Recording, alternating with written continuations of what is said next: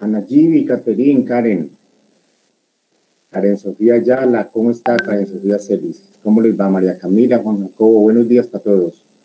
José Miguel, María Alejandra, muy buenos días. ¿Cómo les ha ido?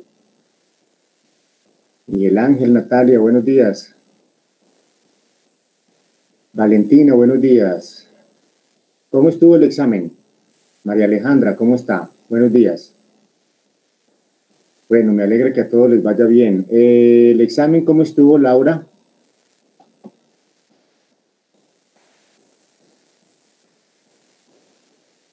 Doctor, buenos días. Pues el parcial, bien, en general, ¿Aló? bien. Aló. Doctor, ¿me escucha? Está como apagado el micrófono porque no oigo nada. ¿Me escucha? Ustedes me están escuchando. Ana Gibi escucha, pero Sí, yo no estoy escuchando. Daniel. ¿No nos escucha?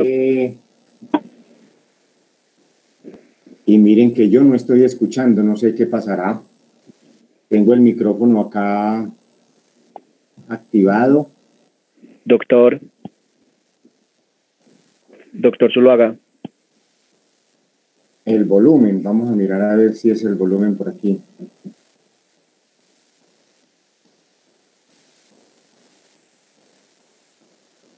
Está en el 100. Está en el 100% el volumen. Ay. Ahí sí les cuento que me salgo.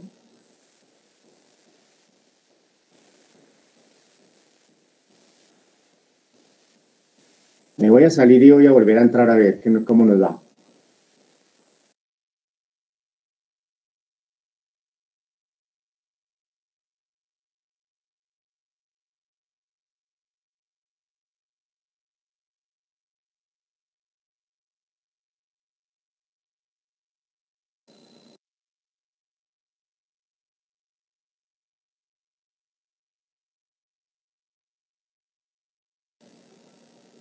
A ver, ¿me oyen ahora? Bueno, ahora necesito que alguno de ustedes hable a ver si lo escucho. Doctor, ¿me escucha? Ah, no, Esteban, no estoy escuchando.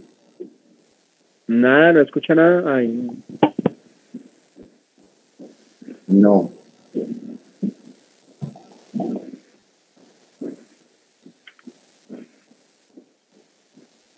Les cuento que no estoy escuchando. ¿El resto sí me escucha? Sí, Esteban. Karen Sofía, todos ustedes escuchan a Esteban, pero yo no lo estoy escuchando.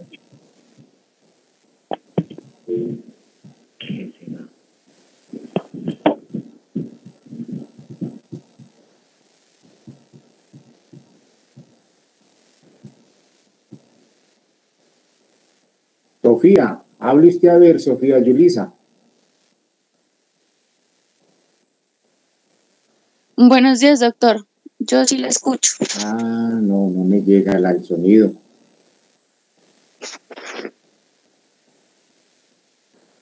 Bueno, ¿qué tal si les parece, si ustedes me están escuchando? Pues por hoy de pronto no voy a poder, digamos, hablar y escuchar sus preguntas, pero de pronto me las pueden hacer por el chat. Y voy a tener que mirar a ver qué ha pasado con el sonido, porque acá la parte del volumen tiene el 100% del sonido.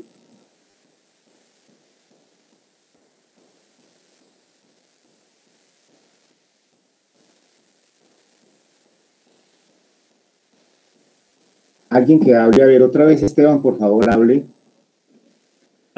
Doctor, buenos días. No me escucha. No. Doctor. No. Definitivamente no.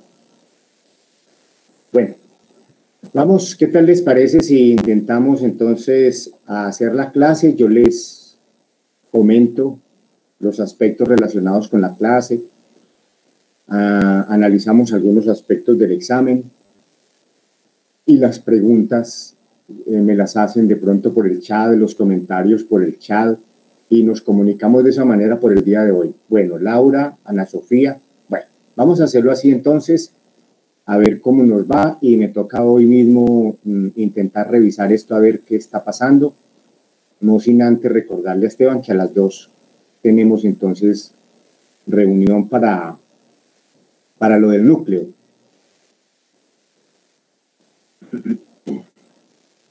Bueno, Esteban, listo. Está bien así por el chat. Bueno, a las 2, correcto.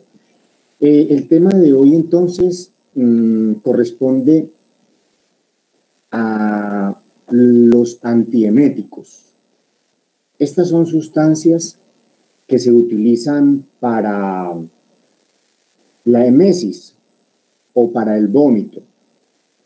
Se ha tendido a considerar que los antieméticos,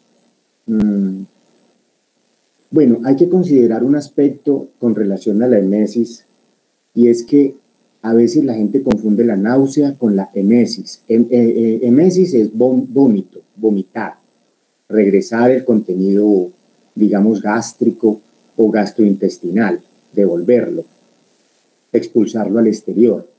La náusea, en cambio, es una sensación maluca que se experimenta, digamos, a nivel bucal y a nivel gastrointestinal, que es una sensación como de un sabor maluco en la boca, acompañado de una salivación profusa, pero muchas veces no termina en vómito. Parece que los centros de la náusea y los centros del vómito son distintos. Los centros de la náusea están en las partes, digamos, más superiores del sistema nervioso, a nivel de la corteza cerebral. Hay áreas relacionadas con la náusea, por ejemplo, a nivel de las cortezas insulares, la corteza orbitofrontal, la corteza prefrontal, entre otros. En cambio, el centro del vómito, ese centro está ubicado en la formación reticular a nivel del mesencéfalo y tiene adyacentes lo que se llama una zona quimiorreceptora del vómito, y allí, adyacentemente a esa formación reticular mesencefálica, llega el núcleo del tracto solitario. Ese núcleo tiene conexiones con el vago,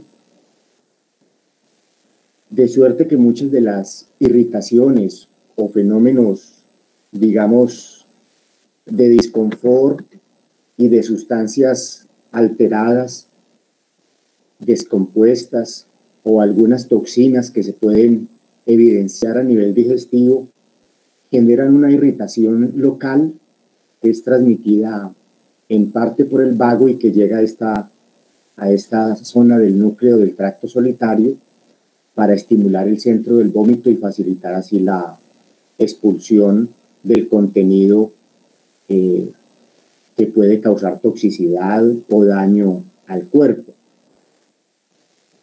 Esta zona quimiorreceptora tiene una característica, y es que no se recubre, como todas las estructuras cerebrales, por barrera hematoencefálica, de suerte que está bañada directamente por la sangre y sustancias que estén también a nivel sanguíneo, que pueden generar eventos nocivos. En el caso, por ejemplo, de los quimioterápicos, cuando se inyectan, que van directamente por la sangre, no están en el sistema digestivo, también pueden generar una estimulación de este centro del vómito y causar la emesis. Algunos antineoplásicos, por ejemplo los relacionados con el platino, oxaliplatino, carboplatino, cisplatino, son de los agentes que generan más vómito, y precisamente por esta circunstancia. Se sabe que en la zona, digamos, del vómito y en estos núcleos adyacentes, como ya los mencionábamos, la zona quimiorreceptora y el núcleo del tracto solitario, existen múltiples receptores que se involucran en la actividad emética. Es así como se han detectado receptores de la serotonina, principalmente del subtipo 5-HT3, receptores de acetilcolina del subtipo M1, receptores de neurocinina 1, receptores de cannabidiol del tipo CB1 y también receptores de opioides.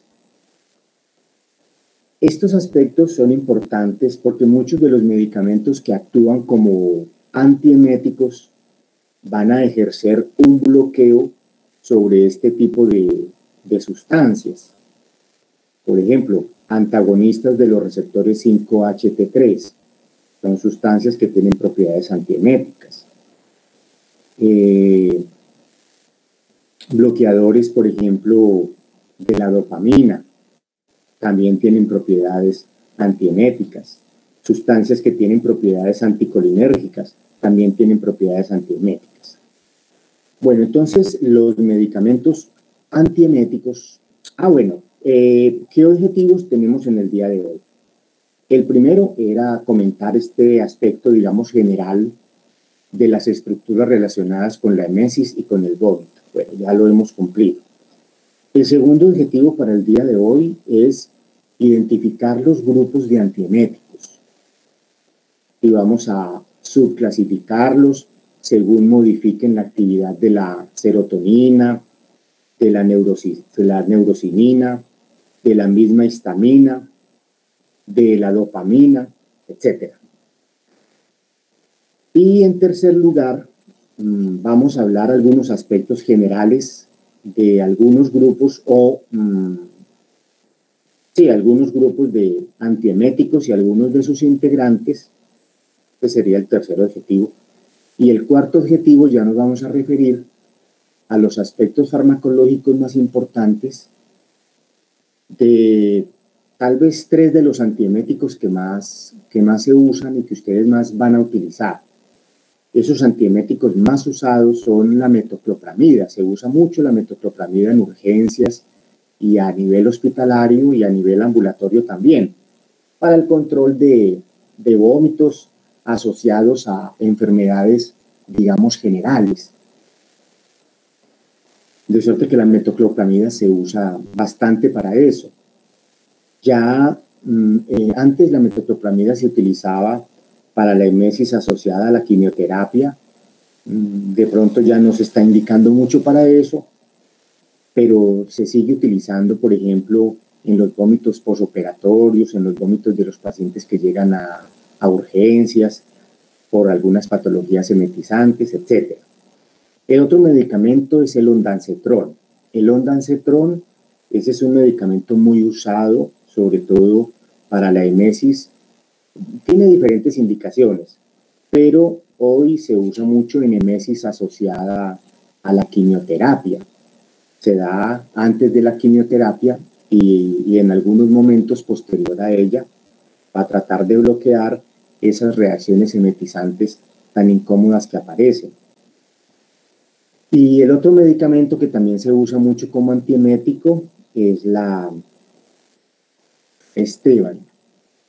ondansetrón. He comentado dos antieméticos que se usan mucho, la metoclopramida, el ondansetrón, con ese ondansetrón, que sería el segundo. El tercer antiemético al que nos vamos a referir en el día de hoy es el dimenhidrinato. El dimenhidrinato se conoce mucho, digamos, con el nombre de mareol. Lo toman mucho las personas para evitar, digamos, también los mareos y el vómito asociados a los movimientos cuando van a viajar. Entonces tiene propiedades antieméticas y anticinetóxicas, es decir, para el mareo. De suerte que esos son los 3 antieméticos tal vez más utilizados hoy por hoy.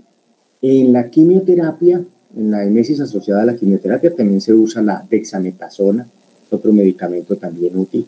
Pero hoy la dexametasona nosotros lo vamos a ver más por sus propiedades antiinflamatorias, cuando veamos enfermedades inflamatorias intestinales. O vamos a ver las características de estos medicamentos que finalmente la dexametasona es un corticoide o un corticoesteroide del grupo de los corticoides. Bueno, entonces ya les comenté algunos aspectos generales de la emesis, lo diferenciamos de la náusea e identificamos algunas estructuras específicas, tanto a nivel del mesencéfalo como a nivel de la corteza cerebral, relacionadas bien sea con la emesis o bien sea con la náusea.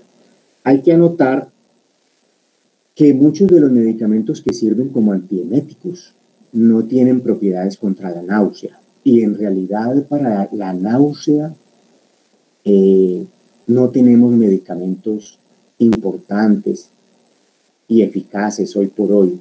No hay un grupo, digamos, de medicamentos antinauseosos que hayan sido probados clínicamente por medio de estudios clínicos experimentales y que nos permitan tener sustancias disponibles. De cierto que la náusea hoy es un problema. A los pacientes que son sometidos, por ejemplo, a quimioterapia, incluso los vómitos son de difícil control. Pero llegando a controlar el vómito, la náusea sigue siendo un problema bastante importante y muy incómodo para los pacientes. Bueno, respecto al segundo objetivo, que son los grupos de medicamentos antieméticos, tenemos entonces un primer grupo, que son los medicamentos que bloquean los receptores 5-HT3. Esos receptores 5-HT3 son receptores que fijan serotonina. Entonces, estos medicamentos que son bloqueadores de los receptores 5-HT3 o antagonistas de los receptores 5-HT3, ahí se incluye el ondansetron, tal vez como y todos los cetrones, porque hay varios, pero el más importante y el más conocido y el más usado es el ondansetron. También tenemos en ese grupo antagonistas 5-HT3 de la serotonina, el granisetron, el dolasetron, el palonosetron y el tropisetron. Entonces, antagonistas 5-HT3 de la serotonina, ondansetron, granisetron, dolasetron, palonosetron y tropisetron. Esos son los antagonistas 5-HT3. Tenemos un corticoide que tiene propiedades antieméticas importantes. Ese corticoide es la dexametasona. Dexametasona, ese es un corticoide. Tenemos antagonistas de la neuroquinina 1. Dentro de estos antagonistas de la neuroquinina 1, nosotros tenemos el aprepitan, el fosaprepitan, el netupitan y el rolapitan. Entonces tenemos 4 antagonistas de la neuroquinina 1, que son el aprepitan, fosaprepitan, netupitan y el rolapitan. Tenemos antihistamínicos, sobre todo bloqueadores de los receptores H1 de la histamina. Ahí tenemos el dimenhidrinato.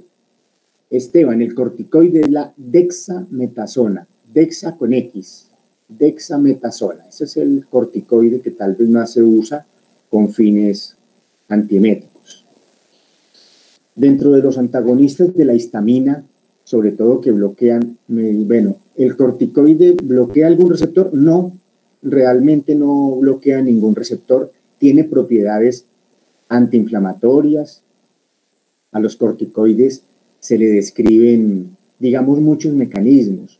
Tiene propiedades antiinflamatorias porque antagonizan las ciclooxigenasas, antagonizan fosfolipasas, estabilizan membranas, pero realmente el mecanismo antiemético no se relaciona con bloquear algún receptor específico.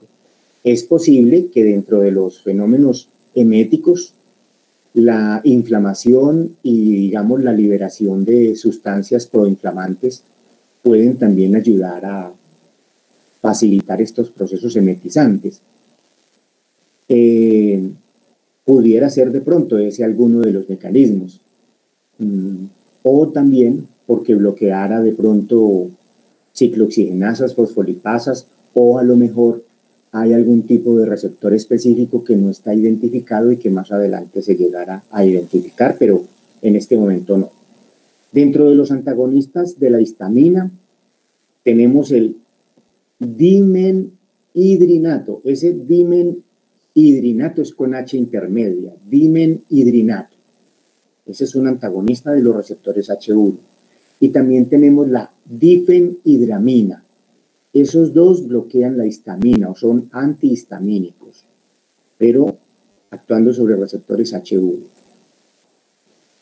Tenemos un grupito que se llaman las benzamidas.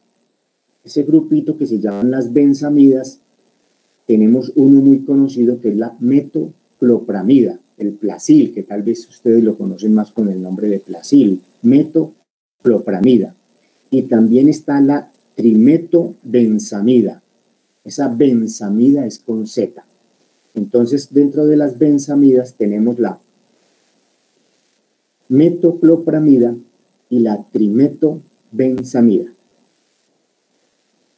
Tenemos las fenotiacinas. Dentro de las fenotiacinas tenemos la prochlorperacina. Prochlorperacina. Tenemos la prometacina y tenemos el droperidol. Esas prochlorperacina y prometacina son con Z al final. Esa cina es con Z. Entonces, dentro de las fenotiacinas tenemos prochlorperacina, prometacina y droperidol. Esas fenotiacinas son compuestos más que todo que tienen propiedades para el tratamiento de algunas enfermedades psiquiátricas, sobre todo las psicosis, que son un grupo de enfermedades psiquiátricas, pero también tienen propiedades antieméticas importantes. Tenemos anticolinérgicos. Ya decíamos que bloquean los receptores H1. Ahí tenemos la ioxina. La ioxina es una sustancia que tiene propiedades antieméticas importantes. Algunos antihistamínicos también tienen propiedades anticolinérgicas. Pues también pueden, aparte de bloquear receptores H1, también bloquear receptores de la acetilcolina del subtipo M1. También son antieméticos las benzodiazepinas, que son sustancias que se usan por sus propiedades sedativas. Benzodiazepinas, principalmente el lorazepam. Y tenemos también como antieméticos los agentes denominados cannabinoides. Estos son agentes relacionados con la marihuana químicamente. Y ahí tenemos el dronabinol. Dronabinol como agente cannabinoide que tiene propiedades entonces antieméticas. De suerte que hemos mencionado algunos grupos de antieméticos.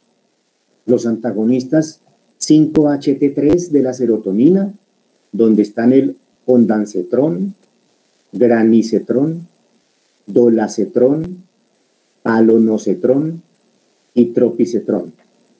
Hemos mencionado corticoides, donde está la dexametasona como antiemético. Hemos mencionado antagonistas de la neuroquinina 1, donde están el aprepitán, el fosaprepitán, el metupitán y el rolapitán. Hemos mencionado antagonistas de la histamina en los receptores H1, donde están el dimenhidrinato y la difenhidramina. Hemos mencionado benzamidas, donde está la metoclopramida y la trimetobenzamida. Hemos mencionado fenotiacinas, donde está la prochlorperacina la prometacina y donde está también el droperidol. Hemos mencionado anticolinérgicos, donde está la ioxina.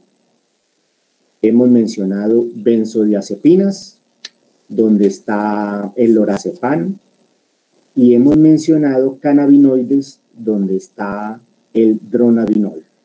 Ese entonces es el grupo de los antieméticos. Bueno, ese sería como el segundo objetivo. El tercer objetivo, vamos entonces a mencionar algunos aspectos generales de este grupo de antieméticos, usos, algunas características generales que son, digamos, comunes a algunos de ellos. Bueno, este primer grupo, por ejemplo, de los antagonistas 5-HT3, que son antagonistas de la serotonina, este grupo de los cetrones, tienen sobre todo más eficacia para vómitos postquirúrgicos y vómitos asociados a la quimioterapia. Puede ser utilizado, digamos, en niños y adultos, pero no tiene, digamos, tanta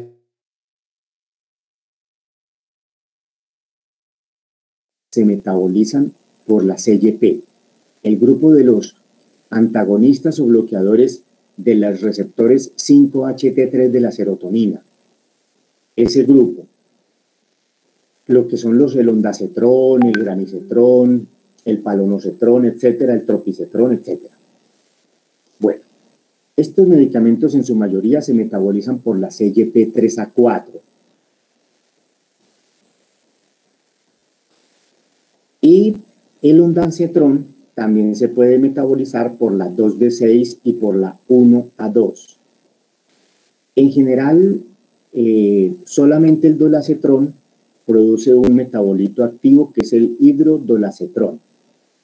Es el único que produce un metabolito activo. La vida media de estos medicamentos es una vida media moderadamente larga.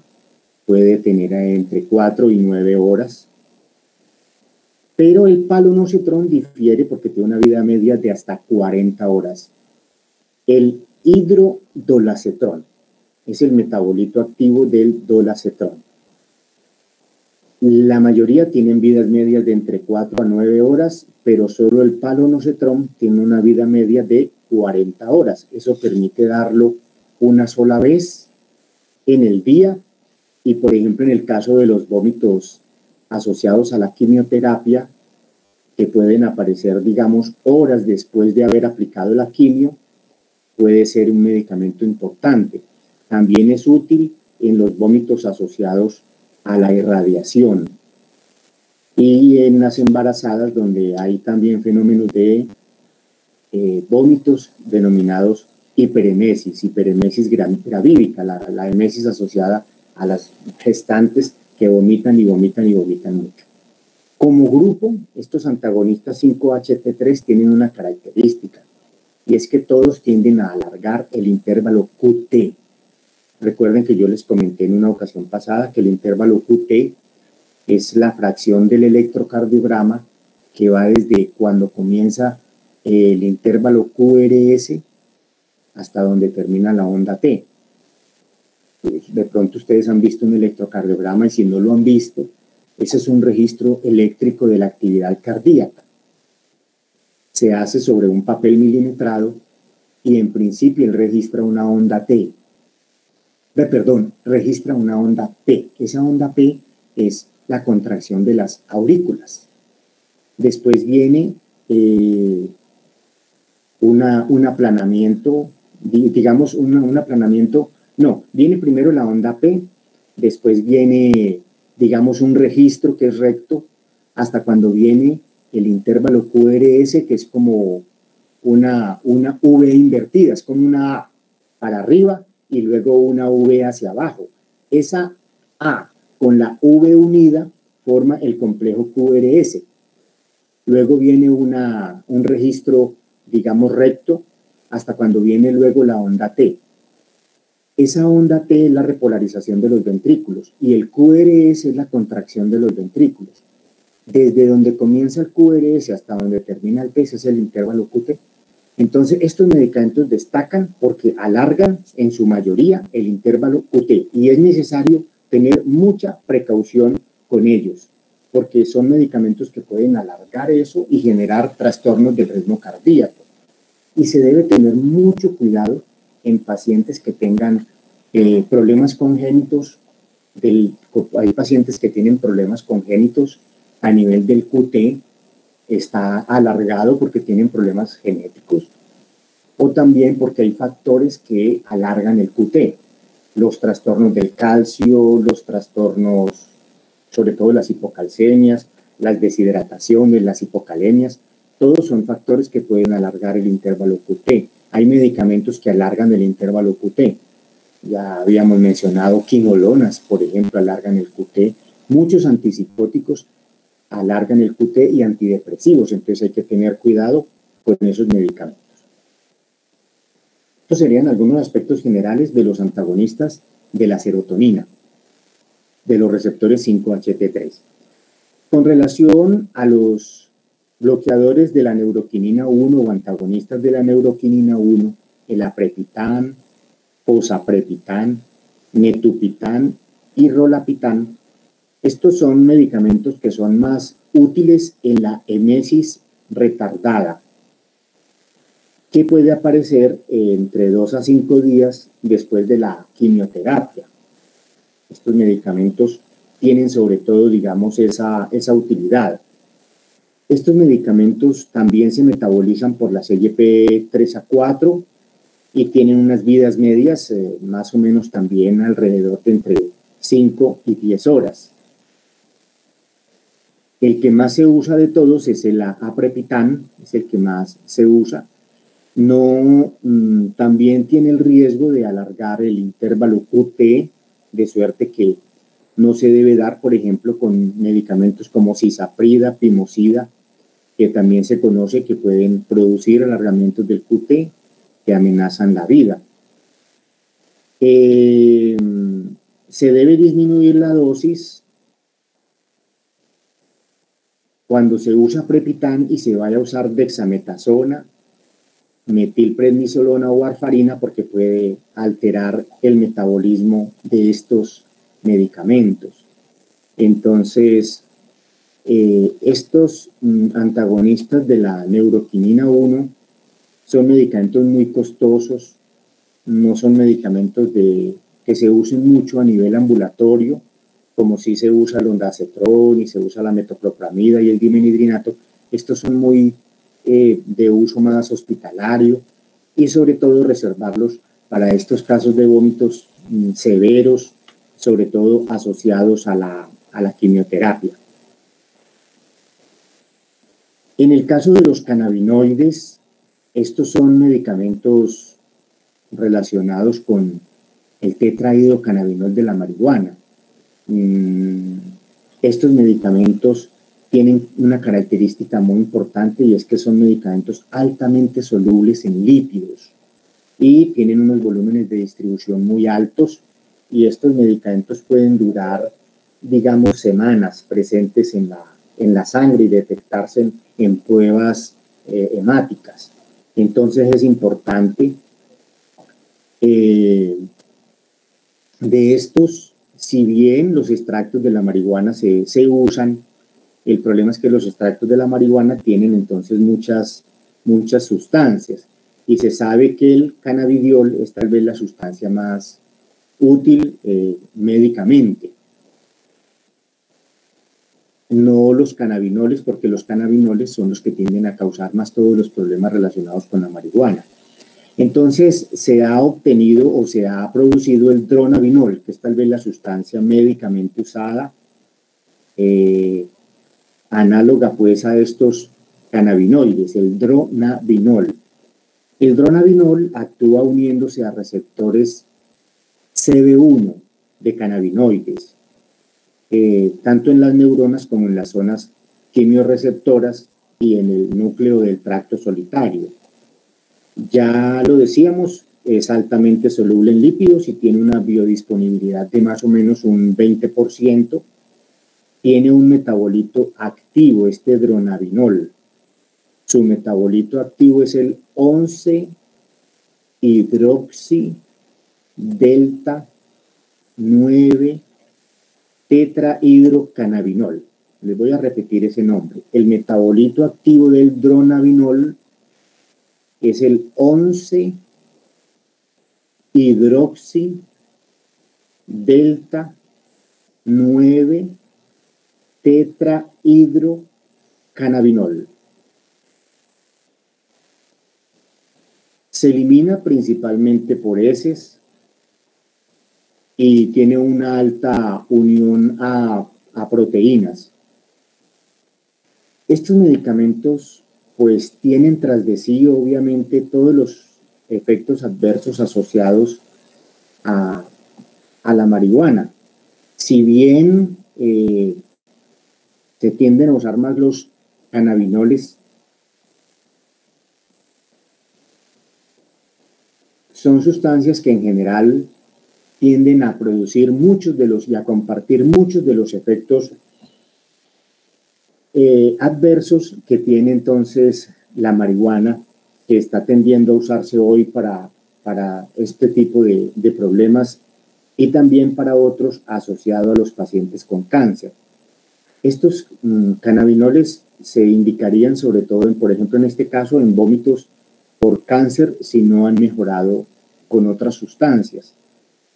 Se ha descrito que también pueden mejorar el apetito de los pacientes, que es uno de los problemas difíciles de tratar en el paciente con cáncer.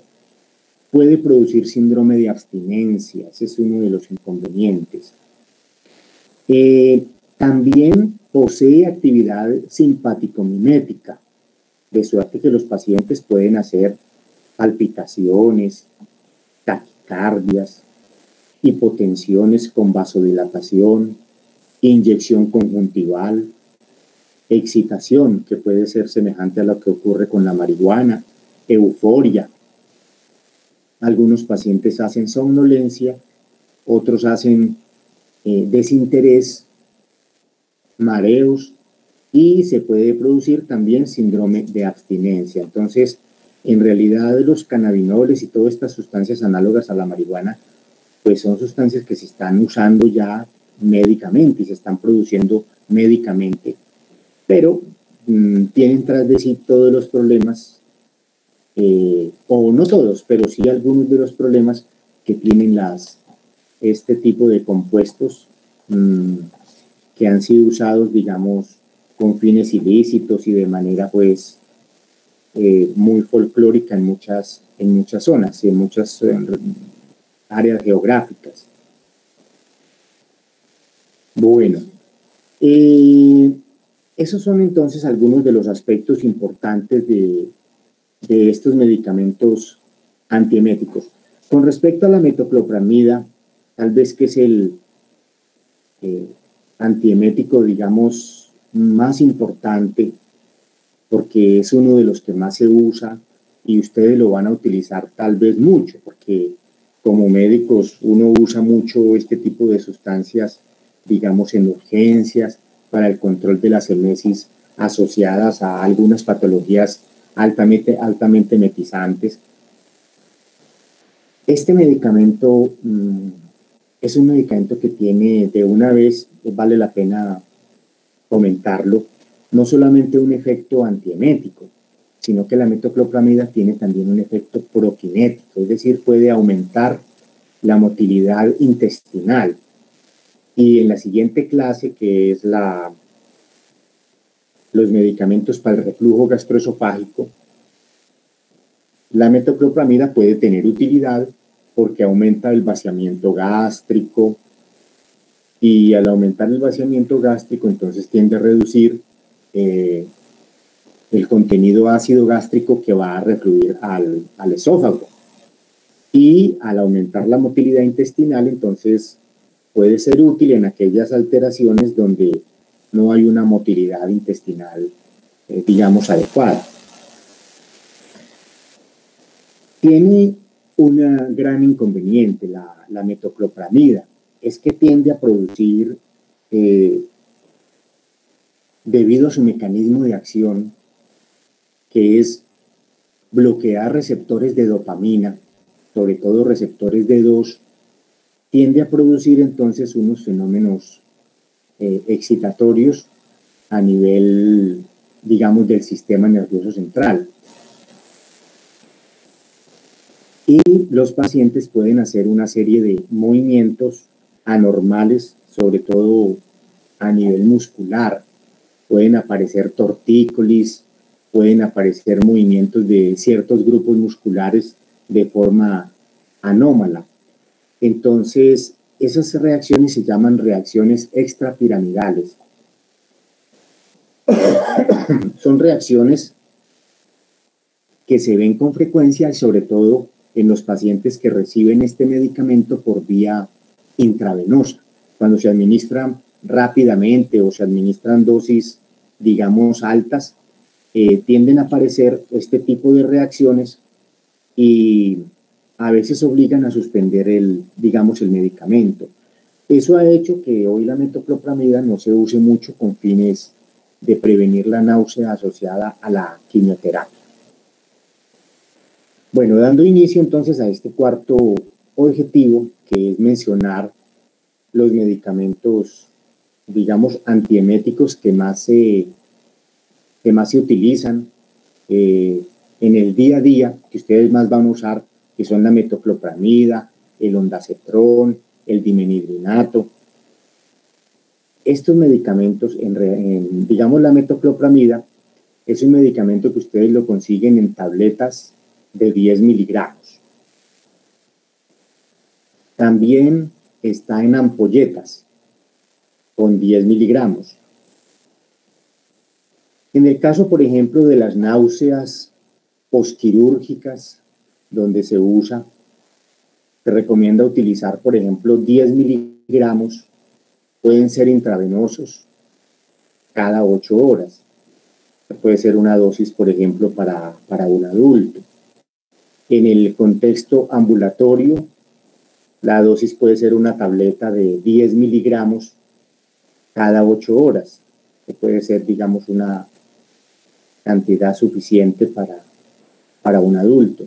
Si son pacientes de edad que son mucho más sensibles a este tipo de problemas, se puede usar la mitad de la dosis, o sea, 5 miligramos intravenosos o 5 miligramos vía oral cada 12 horas.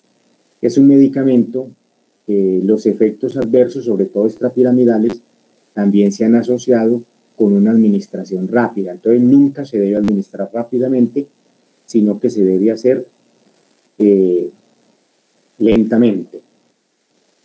Este medicamento puede alterar el umbral convulsivo, entonces está contraindicado en pacientes que sufran de epilepsia y está contraindicado sumarlo de otros medicamentos que tienden a causar reacciones extrapiramidales. Ya les comentaba que dentro de los otros grupos de medicamentos que causan muchas reacciones extrapiramidales, tenemos sobre todo los antipsicóticos de primera generación, que son los que más producen reacciones extrapiramidales. La clorpromacina, el haloperidol, son medicamentos que comúnmente producen reacciones extrapiramidales. Entonces no se debe sumar con estos medicamentos porque potencia el bloqueo de los receptores D2 y con más frecuencia aparecen ese tipo de problemas. Algunos pacientes han hecho fenómenos hipertensivos cuando reciben la metoclopramida. También han aparecido hemorragias gastrointestinales. Se han descrito también trastornos en la coordinación motora al caminar. El caminar se hace lento y el paciente sufre lo que se llama una bradicinesia. Todos estos fenómenos de la bradicinesia y las reacciones extrapiramidales se denominan bajo el término de parkinsonismo. Entonces es una de las reacciones, los síntomas parecidos a un Parkinson. Pueden aparecer fenómenos convulsivos, hay pacientes que hacen astenia, Algunos pacientes refieren ideación suicida, somnolencia. Hay algunos pacientes que refieren diarreas y cólicos. Entonces, esas son algunas de las reacciones importantes que se producen cuando se usa este medicamento. Si bien es un medicamento que se usa mucho, hay que tener mucho cuidado entonces por todo este tipo de problemas y sobre todo por el riesgo de interacciones y por el riesgo de reacciones que en principio pueden ser leves, como las tortícolis y las distonías, donde hay incoordinación motora. Y eso hace entonces que este medicamento deba usarse con mucho cuidado y debe sopesarse muy bien el riesgo de beneficio. Debe usarse con mucho cuidado, por ejemplo, en pacientes que requieren un ánimo vigilante, donde los pacientes tienen que estar despiertos, o si manejan maquinaria peligrosa, por ejemplo. No sumarlo entonces de antipsicóticos, porque son medicamentos que pueden facilitar la aparición de estas reacciones extrapiramidales. Una vez se use el medicamento, se debe vigilar que no aparezcan estas reacciones tardíamente, lo que se llama la disquinesia tardía, que son alteraciones motrices asociadas al uso de estos medicamentos, pero que pueden aparecer semanas después de haberlo utilizado. El mecanismo de acción de la metoclopramida es, como antiemético, es bloquear los receptores de la dopamina, sobre todo los receptores D2. Y en el caso de la proquinesis, es decir, incrementar la motilidad intestinal, lo hace estimulando la secreción de acetilcolina a nivel del músculo liso intestinal. Es importante entonces estudiar la metoclopramida, porque es un medicamento que, digamos, se usa con frecuencia, está a la mano en los servicios de urgencias y está a la mano en los servicios hospitalarios de medicina interna, de cirugía, etcétera, donde el vómito es un síntoma importante para tratar. Es importante también tener en cuenta que el vómito a veces es manifestación de enfermedades serias. A veces el vómito, por ejemplo, puede ser manifestación de una obstrucción intestinal. Es necesario descartar que no haya un cuadro, por ejemplo, como una obstrucción intestinal, porque usted no hace nada si da metoclopramida a un paciente que está obstruido. El tratamiento sería probablemente una desobstrucción por un procedimiento quirúrgico. Entonces, no es que a todo vómito vamos a darle metoclopramida, como siempre lo hemos venido diciendo. Hay que definir el diagnóstico. Si es un vómito que es un síntoma nada más de manejo médico, se usa la metoclopramida, pero obviamente siempre buscando la causa. Porque al tratar la causa, el vómito desaparece. Pero si bien es un medicamento, medicamentos que pueden interactuar con la metoclopramida, sobre todo los antipsicóticos, medicamentos que tienen propiedades antidopaminérgicas. Estos son medicamentos de uso psiquiátrico. Estos antidopaminérgicos son medicamentos que se usan en las psicosis. Ahí tenemos muchos. Clorpromacina, la misma proclorperacina que la mencionábamos ahora. También el haloperidol, el droperidol. Tenemos la trifluoperacina. Y también los antipsicóticos más recientes también tienen propiedades antidopaminérgicas. La olanzapina, la quetiapina, la risperidona. Todos esos medicamentos pueden tener importancia en pacientes que vayan a recibir metoclopramida por el peligro de generar todos estos trastornos extrapiramidales que son comunes y comúnmente aparecen cuando se usan estos medicamentos denominados psicofármacos, que se usan para los tratamientos de las enfermedades psicóticas, que es una enfermedad psiquiátrica. Entonces, mucho cuidado con eso. El otro medicamento que se usa también con relativa frecuencia es el ondansetron. Este ondansetron es un medicamento del grupo de los cetrones, con el tropicetrón, palonocetrón, granicetrón, etc. Son medicamentos de desarrollo un poco más reciente. Van a bloquear la actividad de la serotonina, sobre todo a nivel de los receptores 5-HT3. Estos receptores 5-HT3 son importantes entonces en la zona del vómito, a diferencia de otros receptores de la serotonina, como son el 5-HT1, el 5-HT2, el 4, el 5, el 6, el 7, que participan en otros procesos. Pero este HT3, 5-HT3, que difiere de los otros porque no se acopla a proteínas G, sino que es un canal, una proteína canal, este 5-HT3, que media el paso de iones, las conductancias iónicas, es el que es bloqueado por estos cetrones. Y de estos cetrones, el más usado y el más conocido y el que más tenemos a disposición es el ondansetron. Ondansetron con S, ondansetron. Ese ondansetron nosotros lo tenemos en tabletas de 4 miligramos y de 8 miligramos también para uso oral, o sea que también se puede usar ambulatorio. Y también lo tenemos inyectable en ampolletas de 4 y de 8 miligramos.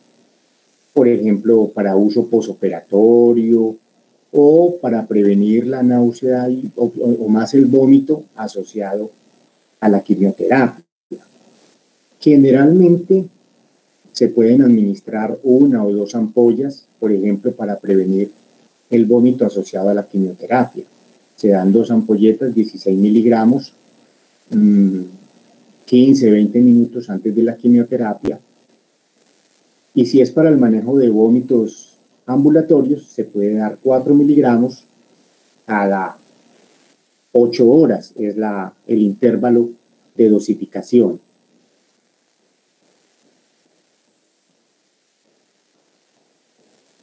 Es muy importante este medicamento administrarlo en infusión para evitar que cuando se da por vía endovenosa alcance niveles altos en sangre y pueda rápidamente alterar canales iónicos cardíacos que pueden involucrarse en el alargamiento del intervalo QT. Se debe dar lento, se debe dar en infusión.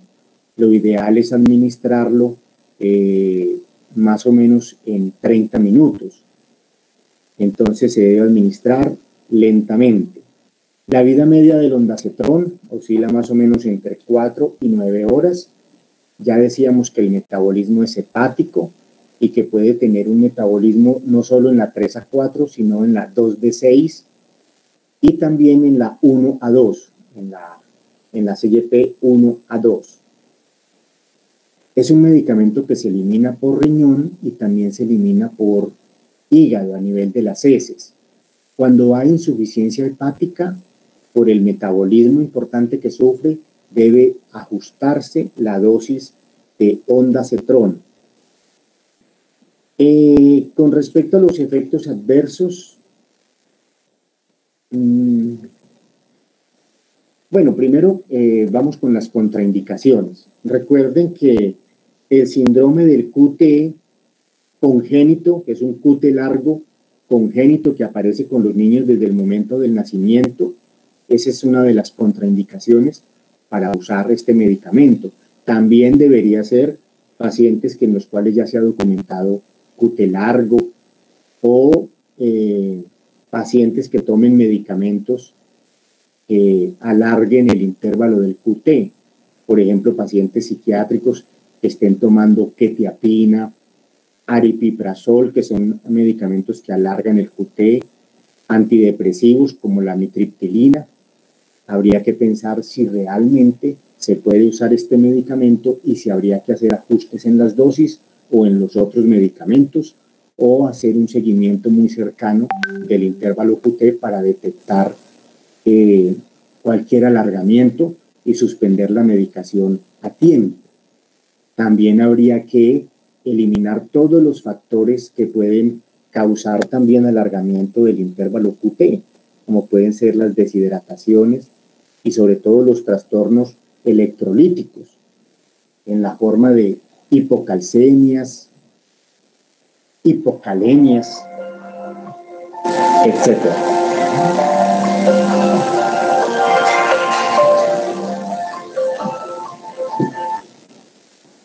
Entonces, dentro de los medicamentos que se contraindica, por ejemplo, dar con este ondansetron y con todos los cetrones, tendríamos los que ya hemos mencionado, estos medicamentos antipsicóticos, antidepresivos, y también la apomorfina, que es un medicamento que se usa en el paciente con Parkinson, con la cisaprida y con las fenotiacinas que ya habíamos mencionado, clorpromacina, trifluoperacina, etc. ¿Qué reacciones se describen con este medicamento? Tenemos reacciones de hipersensibilidad, es una de las reacciones importantes. También pueden aparecer cuadros de anafilaxia, dolores de cabeza o cefalea, mareo y estreñimiento. Y sobre todo, el alargamiento del QT con todos estos medicamentos es muy importante. Dentro de los cuidados, se debe dar lentamente en infusión cuando se va a administrar por vía intravenosa. Puede dar, vigilar la función pulmonar, porque algunos pacientes pueden hacer broncoespasmos. Vigilar la función cardíaca, puesto que puede aparecer trastornos tipo arritmias cardíacas por alargamiento del QT. Algunos pacientes han hecho fenómenos de ceguera cuando reciben estos medicamentos.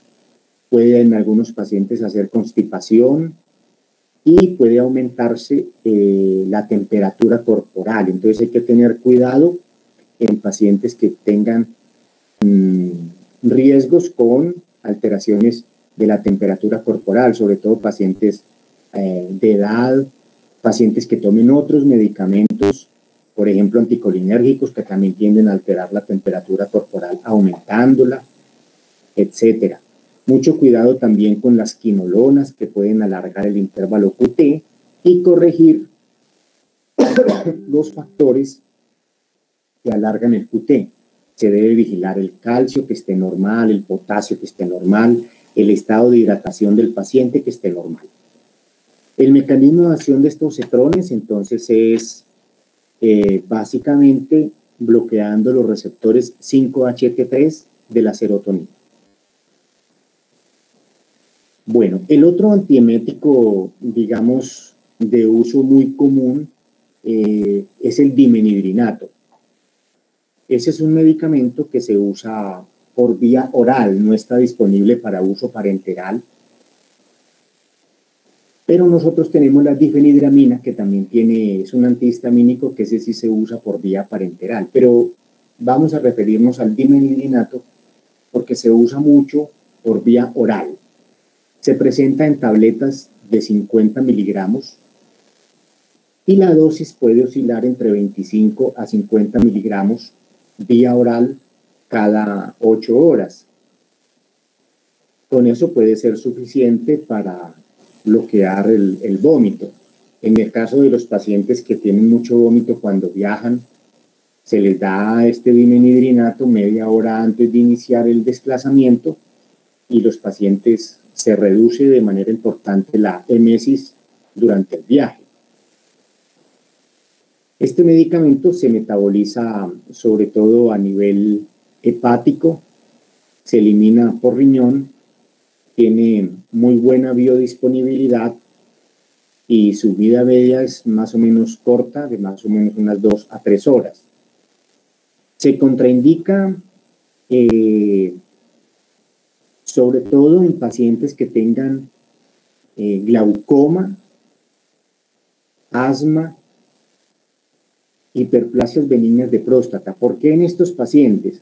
Porque estos pacientes pueden hacer estos problemas cuando se les bloquean los receptores de la acetilcolina, y como este medicamento tiene antagonismo colinérgico, es un antagonista H1 de la histamina, pero también puede bloquear receptores muscarínicos de la acetilcolina. Entonces, estos pacientes pueden hacer glaucoma, hiperplasia benigna, pueden hacer, digamos, retención urinaria.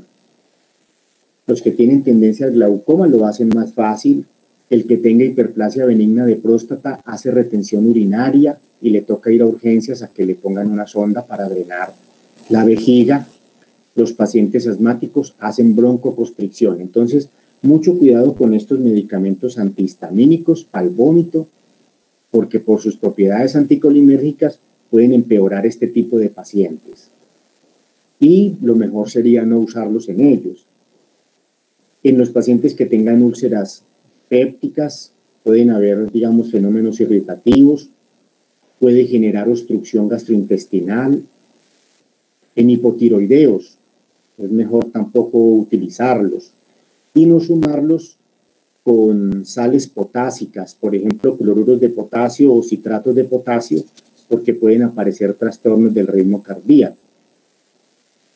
Dentro de las reacciones adversas, hay pacientes que han hecho anemias, hemólisis, agranulocitosis, pero tal vez los más comunes son la sequedad en la boca, la somnolencia. Es muy común la somnolencia, lo cual es importante en pacientes que tengan que tener un ánimo, estar despiertos, o que tengan que operar o hacer actividades que impliquen manejo de maquinarias peligrosas. Pueden disminuir la eliminación del humor acuoso, aumentando la presión intraocular y empeorando el glaucoma de algunos pacientes. En asmáticos puede causar entonces la broncoconstricción. También puede causar alteraciones térmicas en la forma de aumentos de la temperatura. Disfunción eréctil también se han descrito en algunos pacientes con este medicamento.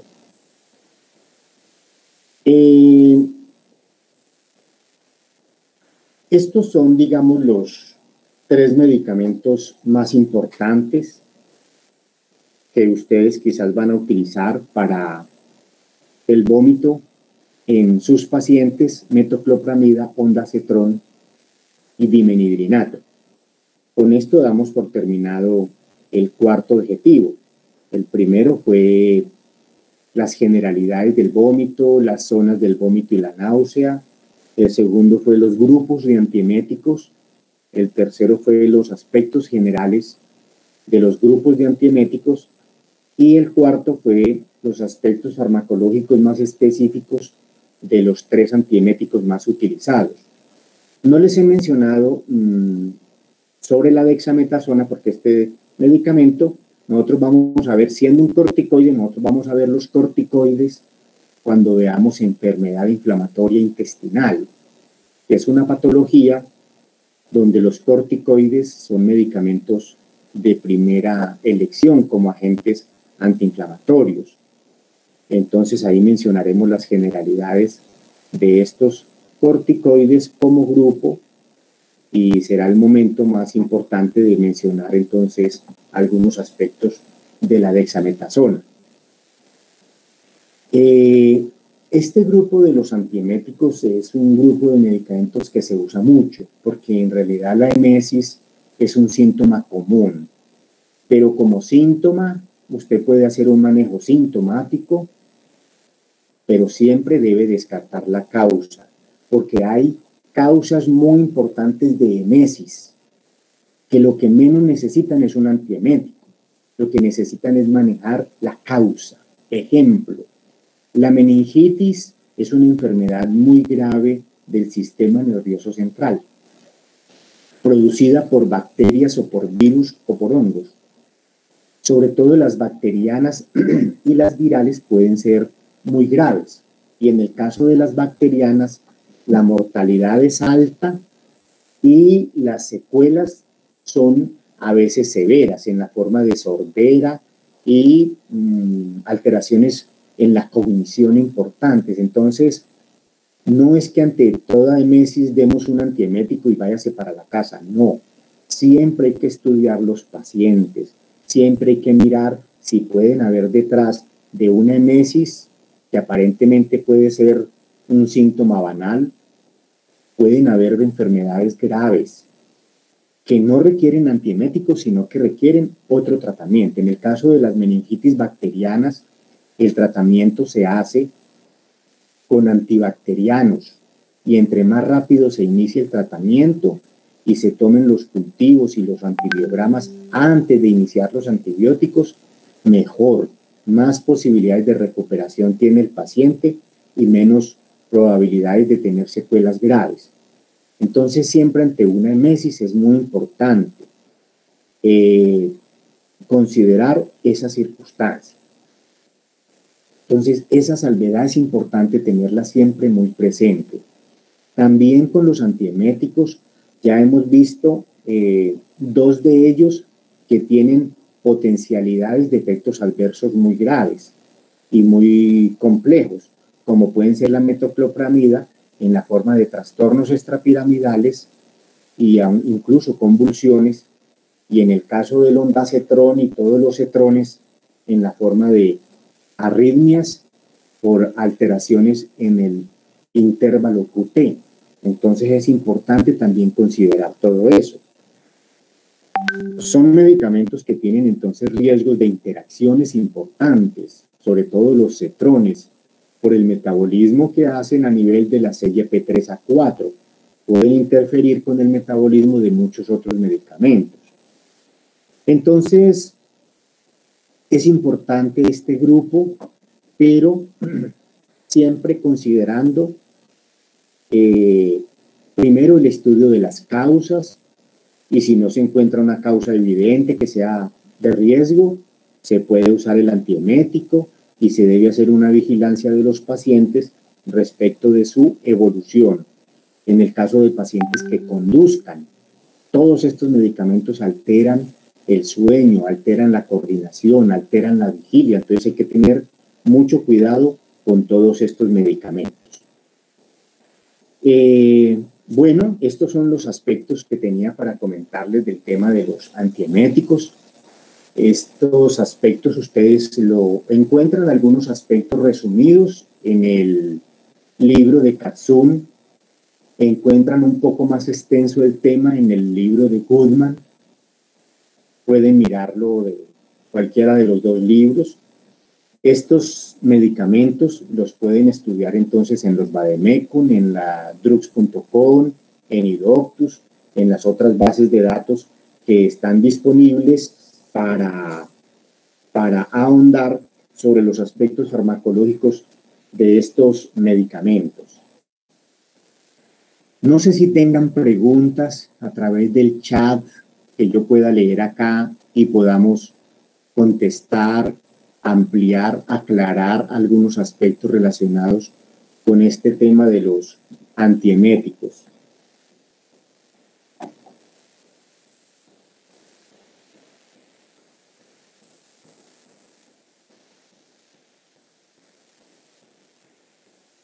No hay ninguna pregunta. En los bloqueadores de las neuroquininas, ahí nosotros tenemos aprepitan, fosaprepitan, netupitan y rolapitan. Aprepitan, fosaprepitan, netupitan y rolapitan. esos son los 4 antagonistas de la neuroquinina. En las interacciones ¿de qué? La pimosida y la cisaprida. Pimosida y cisaprida, esos medicamentos, sí, la pimosida con Z y la cisaprida, igual, esos 2 medicamentos también se han asociado con alargamientos del QT que pueden amenazar la vida de las personas. Entonces, es importante. También, en el caso de la Prepitan, les mencioné que se debían disminuir las dosis de medicamentos como la dexametasona, metilprednisolona y warfarina, porque podían interferir con el metabolismo de estos medicamentos. Y si se daban a las mismas dosis, entonces iban a haber mayores niveles a los deseados. Estas serían como las interacciones más importantes de los antagonistas de la neuroquinina 1. No sé si con eso queda de pronto un poco más claro el concepto de los antagonistas de la neuroquinina 1. Bueno, Esteban Danilo. ¿Alguna otra pregunta, alguna otra cuestión, inquietud respecto a estos medicamentos?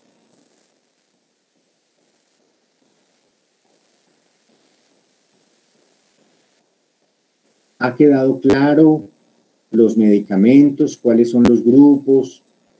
¿Ha quedado claro los aspectos farmacológicos más específicos de la metoclopramida, ondansetrón, dimenhidrinato? ¿Esos aspectos han quedado claros?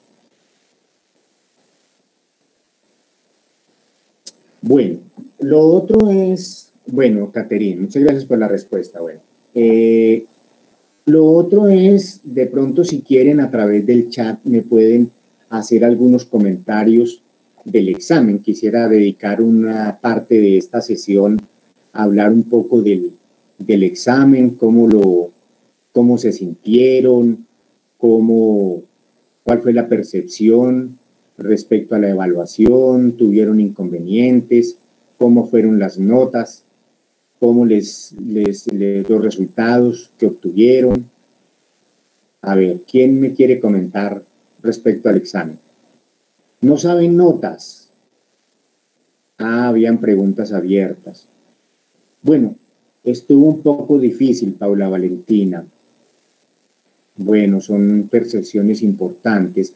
En cuanto a las notas, no han podido revisar. Bueno, no sé si de pronto las notas es porque faltan, por ejemplo, las preguntas mías o la nota todavía no ha salido como tal. Faltan preguntas por calificar. No ha salido la nota. Bueno, no ha salido, listo. Hay preguntas abiertas. Bueno, entonces creo que cuando vayamos ya completando esas notas, pues, pero por ahora tienen ya una nota, digamos, parcial. Esa es la pregunta mía. ¿Está en este momento una nota parcial? No deja revisar. Listo. Bueno, no, listo, ya les entiendo. No se sabe todavía. Listo. Entonces, ya es cuestión de la programación del examen. A lo mejor lo dejaron así. Y yo creo que en estos días, yo creo que ya saldrán las notas, independientemente de que algunos docentes tengamos un poco más de espacio para calificar. Creo que de pronto no dejaron la revisión y la nota una vez terminara inmediatamente el examen, sino de pronto al día siguiente, a lo mejor hoy salga o mañana. Bueno, respecto a mis preguntas, ustedes vieron que yo les había comentado el martes en la sesión de la mañana antes del examen que iban a haber algunas preguntas que tenían, digamos, 2 respuestas separadas por un guión y que debían estar en el mismo orden en que estaban los enunciados. Entonces, voy a mencionarles algunas de las, o algunas no, voy a mencionarles las preguntas que hice para para que hagamos algún análisis, si ustedes quieren que lo realicemos y me cuentan, digamos, por el chat. Una de las preguntas, y tal vez la primera o una de las preguntas era, bueno, ¿cómo no? Una de las preguntas era, una sustancia era penicilina guión aminoglucósido. Esa era como una de las preguntas. Ahí la penicilina que había era la oxacilina y el aminoglucósido que había era la amicacina. Es importante que ustedes estén tratando de tener muy presente los integrantes de los grupos. Aquí en este caso se refería a un grupo, penicilinas. En ese grupo penicilinas, recuerden que nosotros tenemos muchos medicamentos. Las penicilinas G, cristalina, benzatínica y procaínica. La penicilina fenoximetílica o penicilina B. La amoxicilina, la ampicilina, las antiestafilocóxicas, nafcilina, oxacilina. Es una penicilina, era la pregunta. Y dentro de los aminoglucósidos, ese es un grupo muy importante. Ahí tenemos nosotros gentamicina, amicacina como segundo aminoglucósido muy usado, amicacina, tobramicina, metilmicina, canamicina, streptomicina. Entonces ahí, ¿cuál era penicilina guión aminoglucósido? Era oxacilina, que es la penicilina, y amicacina, que es el aminoglucósido.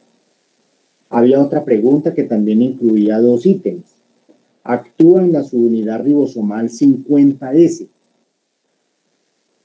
y se usa contra anaerobios.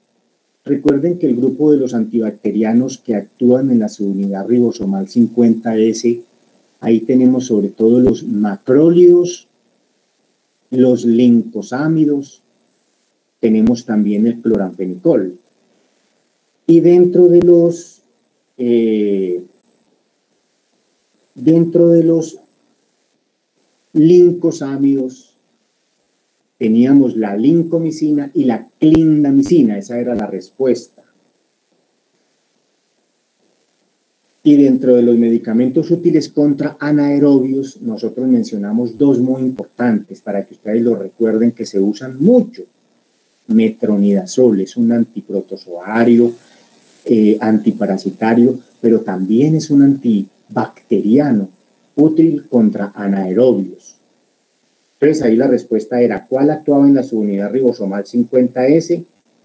La clindamicina.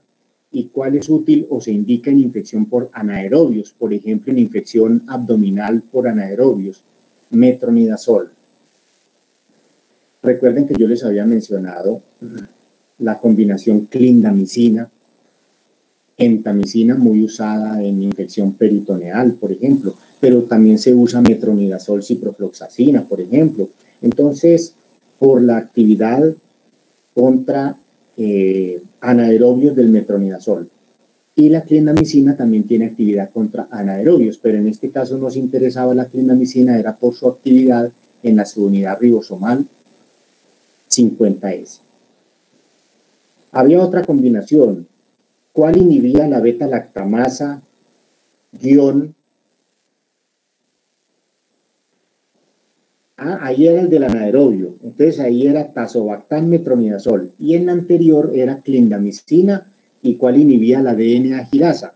Los inhibidores de la DNA-girasa, recuerde que son las quinolonas, ¿no? Ciprofloxacina, levofloxacina, gatifloxacina, trovafloxacina, norfloxacina. Esas son quinolonas. Y ahí teníamos inhibir la DNA-girasa, la levofloxacina. Inhibir la beta-lactamasa, recuerden, tazobactam, sulbactam, ácido clavulano. Había otra pregunta en cuanto a las presentaciones.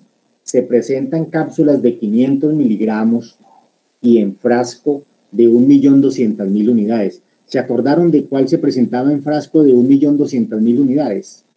¿Alguien se acordó? Espero que la mayoría se hayan acordado, ojalá todos. ¿Qué antibacteriano se presenta en frasco con 1.200.000 unidades?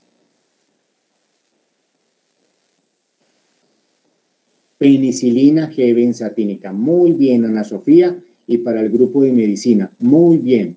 Eso, muy bien, Esteban Danilo. Penicilina G benzatínica. Recuerden que la usamos ¿en qué casos la usamos?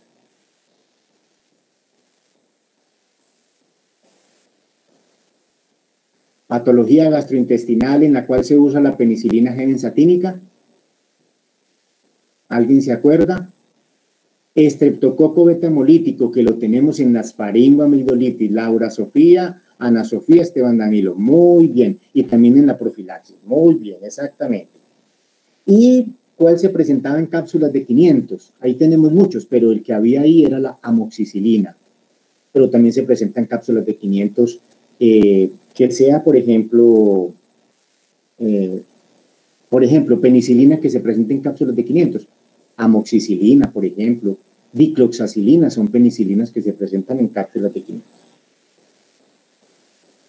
Había una pregunta de un medicamento que actúe en receptores mu y se usa como antiinflamatorio. ¿Cuál medicamento actúa en los receptores mu? ¿Cuál sería el grupo? ¿Quién me puede decir? Opioides, Ana Sofía. Muy bien, los opioides actúan en los receptores. O sea que ahí debía haber un opioide. Y el opioide que había ahí era la oxicodona. Y antiinflamatorio, nosotros tenemos varios antiinflamatorios. Podía estar un AINE, por ejemplo, ibuprofeno. Podía estar un corticoide. Y el corticoide que estaba ahí era la prednisona. Ahí estaba la prednisona como antiinflamatorio del grupo de los corticoides. Había una pregunta, ¿cuál medicamento se presentaba en ampollas de 10 miligramos? ¿Recuerdan uno de uso muy común, que hablamos los aspectos farmacológicos de él, que se presentaba en ampolletas de 10? Morfina, muy bien, que yo les decía incluso eso, Daniel Felipe y Ana Gibi, muy bien, morfina, que les comentaba que para administrarlo se podía diluir hasta 10 mililitros de solución salina y uno podía ir administrando 2, 3 mililitros para el control del dolor y titular así de esa manera más fácil. Muy bien. Morfina se presenta en ampolletas de 10 miligramos, muy utilizado dentro del hospital, para que lo tengan muy presente esa presentación de la morfina, ampolletas de 10 miligramos. Y había una pregunta de inhibidor de la ciclooxigenasa 2. ¿Alguien me puede mencionar un inhibidor de la ciclooxigenasa 2? Los Coxib. Muy bien, Daniel Felipe. ¿Cuál? Celecoxib. Exactamente. ¿Y cuál otro me podrían mencionar? Aparte del Celecoxib. Meloxicam. Muy bien. Ese sería otro que... Etoricoxib. Sí, Daniel Felipe. Etoricoxib. Muy bien, Daniel Felipe. Esos son inhibidores de la ciclooxigenasa 2. Medicamentos muy importantes por su potencial de efectos adversos. ¿En qué sitio, sobre todo, los efectos adversos de los COXIB, inhibidores de la ciclooxigenasa 2? ¿Alguien recuerda? Riñón, renales, pero hay otros más importantes que causan la muerte. ¿Se acuerdan del corazón? Vasculares, Ana Sofía, muy bien, vasculares. Problemas de trombosis a nivel coronario, con muerte por infarto agudo de miocardio. Muy bien, muy bien, muy bien.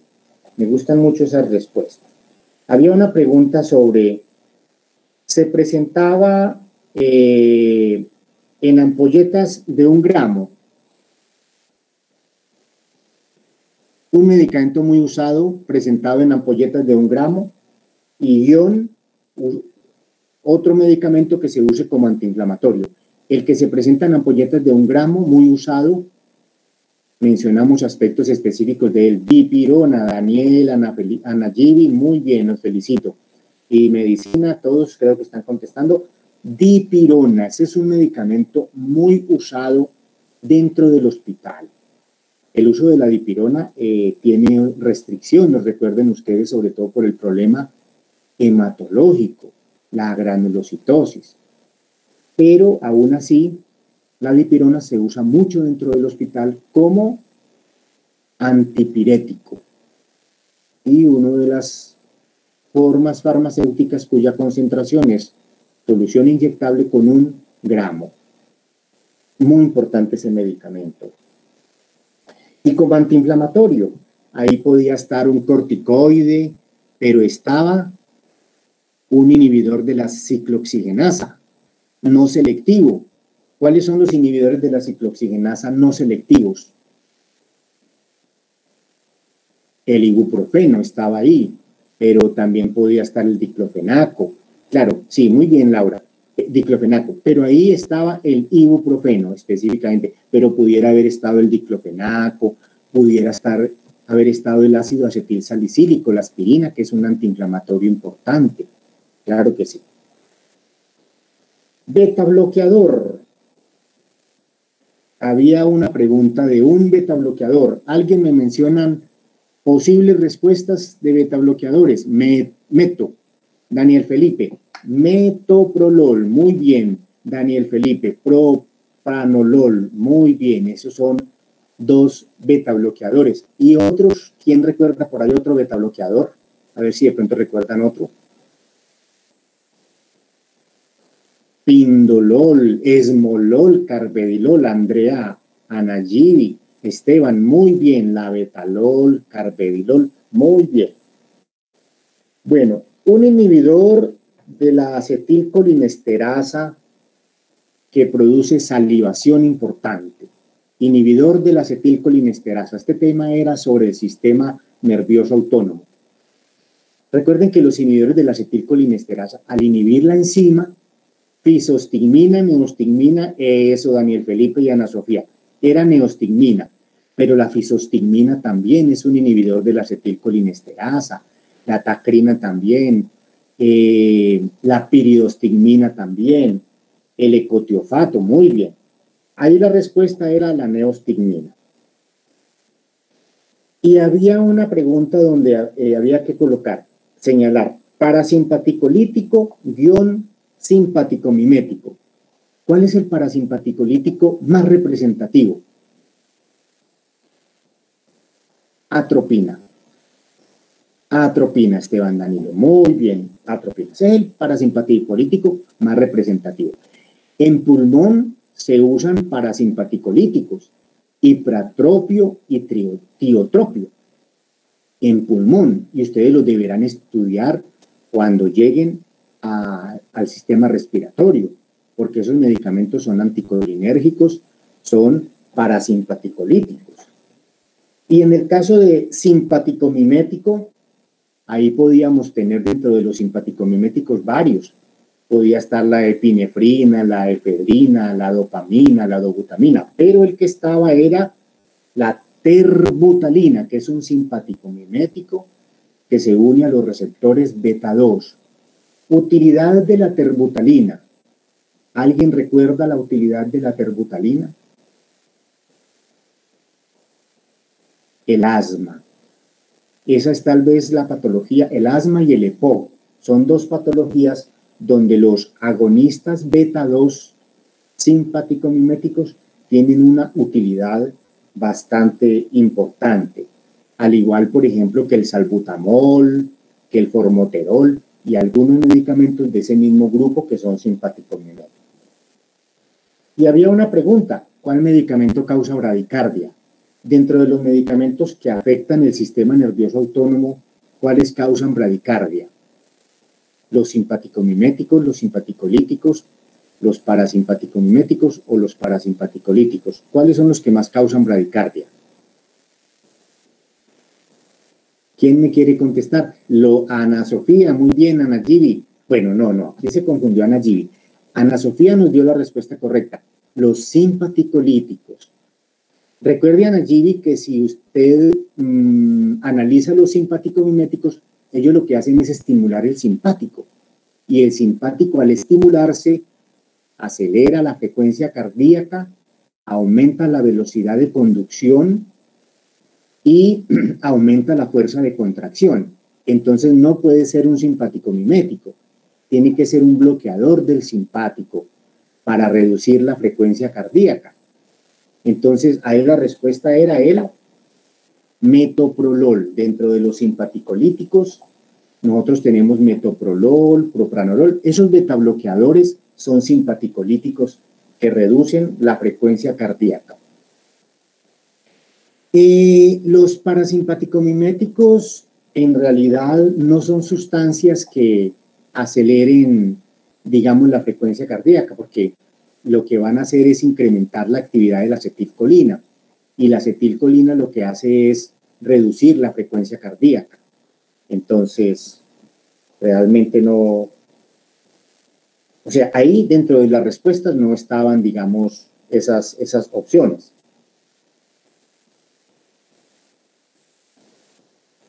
Bueno, una pregunta ya sobre terapéutica. ¿Cuál grupo de los medicamentos de la clasificación ATC agrupa los medicamentos que están en el sistema gastrointestinal? El A. Daniel Felipe, muy bien. Natalia, muy bien. El A. Porque luego viene el B, que agrupa los sistemas, todos los medicamentos que tienen que ver con la sangre. Luego viene el grupo C, que tiene que ver con todos los medicamentos con actividad cardiovascular. Y así se va yendo hasta el grupo M, que es neurológico, M, osteomuscular, etc. Entonces, el grupo de la clasificación ATC que agrupa los medicamentos del sistema digestivo o gastrointestinal es el grupo A. Muy bien.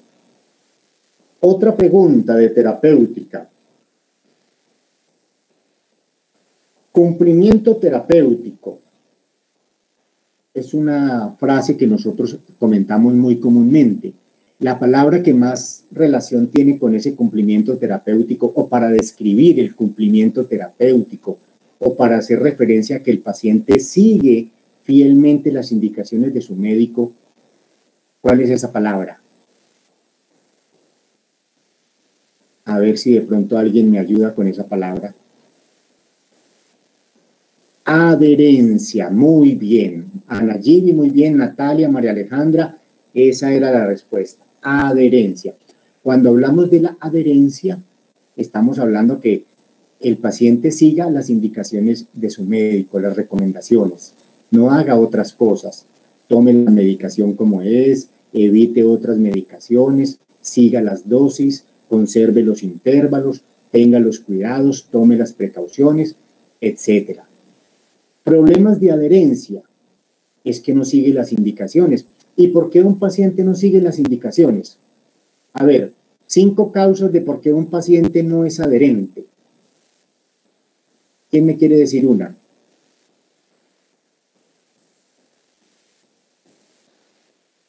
Un factor por el cual el paciente no se haga adherente al tratamiento. Efectos adversos, María Alejandra, muy bien. Otro. La compatibilidad con el medicamento. No cumple los horarios. ¿Pero por qué no los cumple? ¿Por qué? Recursos económicos, Karen Sofía. El costo, muy bien, puede ser, sí, correcto. Y de pronto los horarios. ¿Por qué un paciente no cumple los horarios?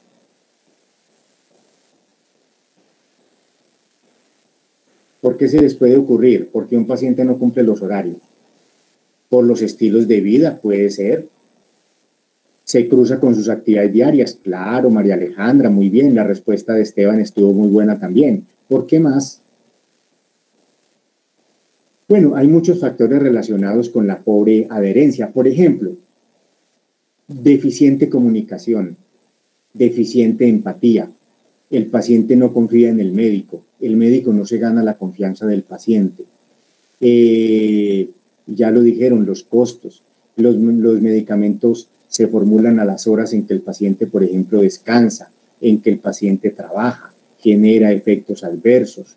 Los familiares le informan de problemas con los medicamentos que a veces no son ciertos. ese medicamento le va a cortar la vista y la gente no lo termina tomando. Bueno, muchas cosas hacen que el paciente no... bueno, y los problemas de adherencia por una mala comunicación, porque no se le explica al paciente, no hay una buena motivación, etc. Otra pregunta, no es parte de la terapia farmacológica. ¿Qué me quiere decir cuando hablamos de terapia farmacológica? ¿Nos referimos a qué?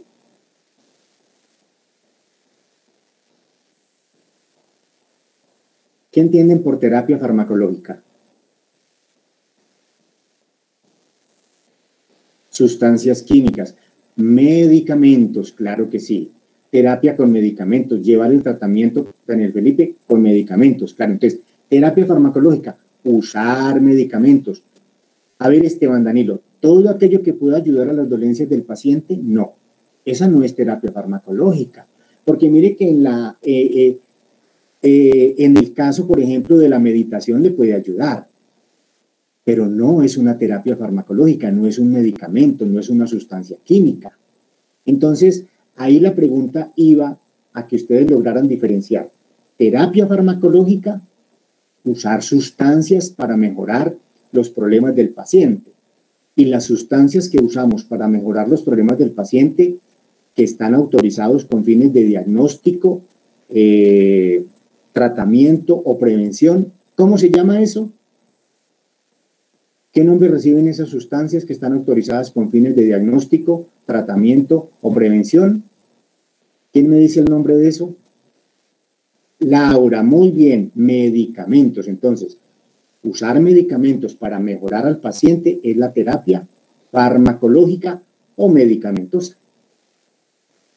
Entonces, ¿cuáles serán las no medicamentosas? Las no farmacológicas, las terapias no farmacológicas, las que no usan medicamentos, pero usan otros recursos. Ejemplo, Claudia Lorena, estilo de vida puede ser una terapia farmacológica, claro, el ejercicio es una terapia no farmacológica. Otra, la acupuntura, Manuela, muy bien. Otra, la meditación, Caterín, esa era la respuesta. La homeopatía, Laura, muy bien. La musicoterapia, Ana Sofía, muy bien. Esas son terapias no farmacológicas. Y cuando usamos medicamentos, atropina, dobutamina, dopamina, epinefrina, esas son terapias farmacológicas. Y otra pregunta, tal vez la última, era, ¿dificulta el éxito terapéutico? A ver, ¿por qué se puede dificultar el éxito terapéutico? Díganme unas 5 razones de por qué se dificulta el éxito terapéutico. ¿Por qué ustedes como médicos de pronto no tengan éxito? ¿Y qué pueden hacer para tener éxito terapéutico? Entonces, a ver, ayúdenme con 5 cosas. Mala comunicación, Caterine, muy bien. Falta de empatía, Ana Sofía. Mala comunicación, Ana Gibi. Mal diagnóstico, Laura. Mala comunicación, Natalia. Mala relación médico-paciente, sí. Esas 5 son causales de falla terapéutica, falta de éxito terapéutico. Y estaba ahí la respuesta, ya alguien me la mencionó ahí, la falta de empatía. Hay que hacer empatía con el médico, hay que interesarse por el problema del paciente. El paciente debe sentir que el médico está verdaderamente interesado y que se está comprometido con su problema, a mejorarlo, a diagnosticarlo, a ayudarle en todo lo que más pueda. Hay que ganar la confianza del paciente y hay que tener empatía. La empatía es una buena relación médico-paciente, una relación basada en el respeto, en la confianza, una relación que no juzgue las situaciones del paciente, que lo entienda y que le ayude a mejorar. Entonces, ese era el examen. En realidad, el tema, habían unos temas complejos por la extensión, por la cantidad de nombres, en el caso de sistema nervioso autónomo, antibióticos es otro tema complejo. Bueno, traté de no hacer unas preguntas muy complejas. Espero que los resultados en farmacología sean buenos. Por lo que he visto en las respuestas, por lo que he visto en la participación de muchos de ustedes, que ha sido una participación muy variada, han acertado en las opciones que estaban incluidas como respuestas. Espero que el resultado sea entonces bueno. Y estas preguntas obviamente fueron a versar sobre los aspectos que son del día a día de ustedes, de lo que van a necesitar en el día a día. No sé si tengan alguna pregunta, alguna inquietud.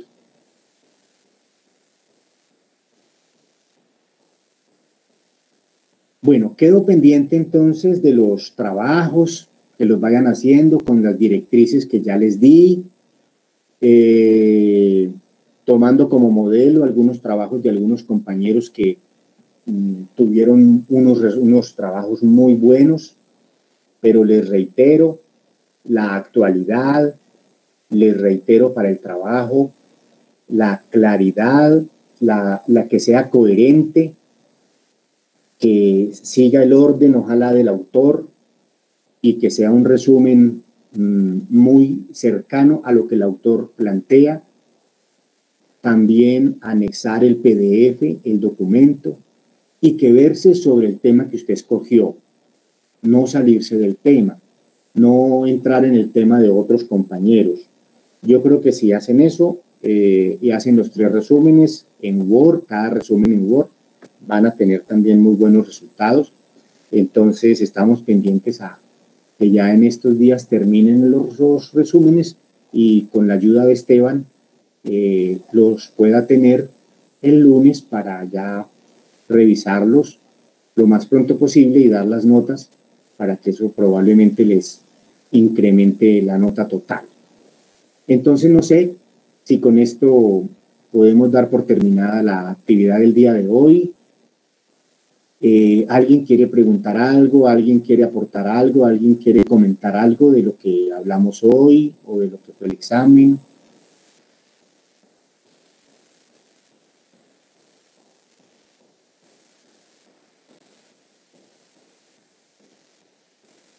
Bueno, Esteban, Danilo, todo claro. Entonces, si alguien más tiene algo, bueno, por el espacio para aclarar las respuestas del parcial, Laura, con mucho gusto. Esta parte también es formativa. De alguna forma esto les aclara conceptos para el próximo, para los futuros exámenes, y en el caso del parcial, bueno, Daniela, y también para su vida. Bueno, Natalia, a ustedes muchas gracias entonces. Caterín, muchas gracias, muy buen día. Que descansen un poco, María Camila, Manuela, que estén muy bien. Y buena tarde entonces y buen resto de mañana. Karen, Ana G, Valentina, Claudia. Bueno, a ustedes feliz día. Valentina, también muchas gracias.